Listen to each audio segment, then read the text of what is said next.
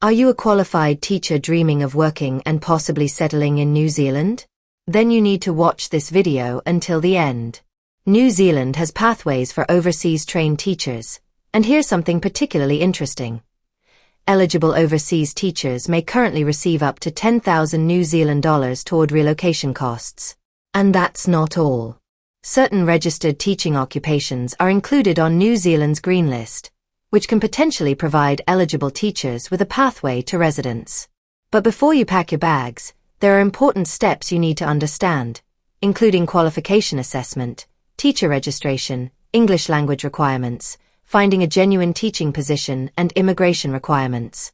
Welcome back to Purpose Path TV Global, where we share international career opportunities for nurses, healthcare professionals, teachers, and other skilled professionals.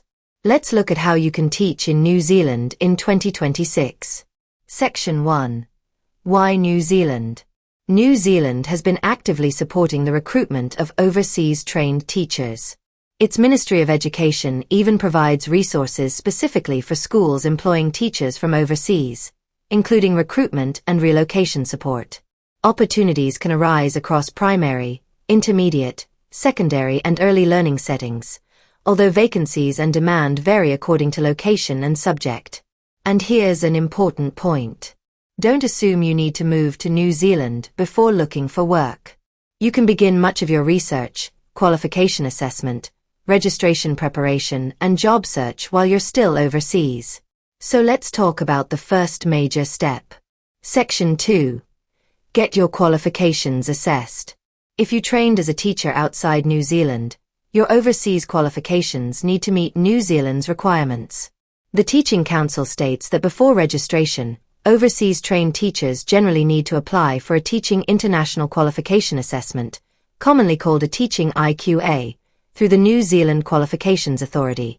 This assessment determines the level of your overseas qualification on the New Zealand Qualifications and Credentials Framework and compares your teacher training qualification with New Zealand Initial Teacher Education Standards. Don't skip this step.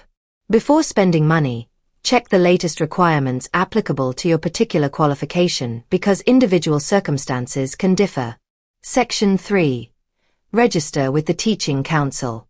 After dealing with your qualification requirements, another crucial stage is registration with the Teaching Council of Aotearoa, New Zealand. And there are two terms you need to understand: registration and practicing certificate. Registration confirms that you meet the professional and ethical requirements to be registered as a teacher. However, registration alone does not allow you to teach. You also need a current practicing certificate. The Teaching Council states that teachers in New Zealand must be registered and hold a current practicing certificate to teach.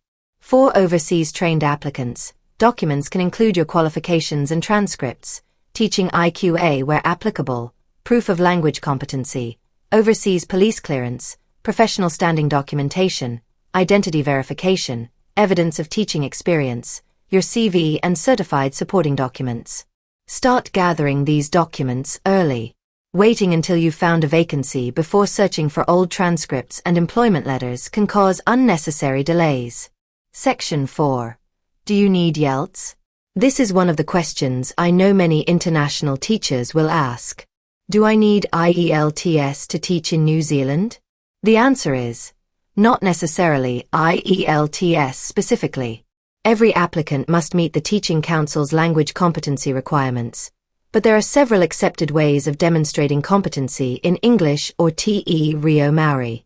Depending on your education history and circumstances, you may be able to demonstrate English competency through eligible schooling, tertiary education, or an approved English language test.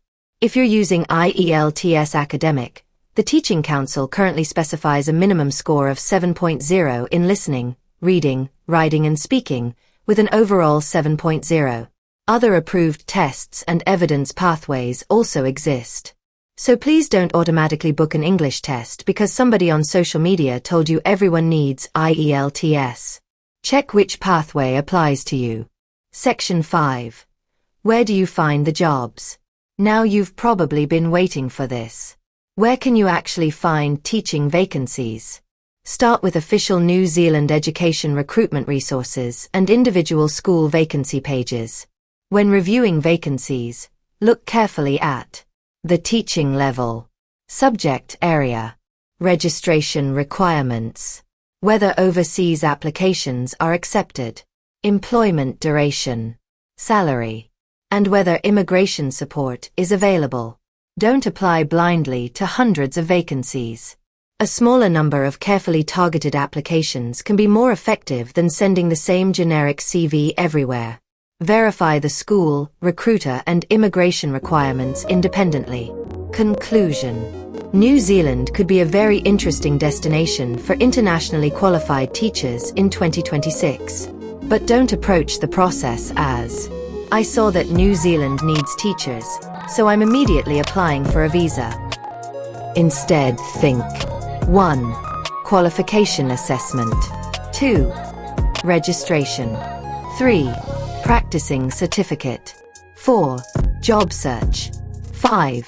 Immigration pathway. 6. Relocation. Understanding the correct sequence can save you time, money, and frustration. But getting registered and finding a job is only half of the story. In Part 2, we're going to talk about how much teachers can earn, visa and residence pathways, and the relocation support of up to 10,000 New Zealand dollars that eligible overseas trained teachers may be able to claim. Closing prayer. Before we go, let us pray. Heavenly Father, thank you for every teacher watching this video and searching for an opportunity to use the gifts you have given them. Grant them wisdom as they make decisions, favor as they submit their applications, and patience throughout the registration and recruitment process. Lead them to genuine employers and to opportunities that are right for them and their families. In Jesus' mighty name, Amen. If this video helped you, please like, subscribe, and share it with another teacher. God bless you, and I'll see you in the next video.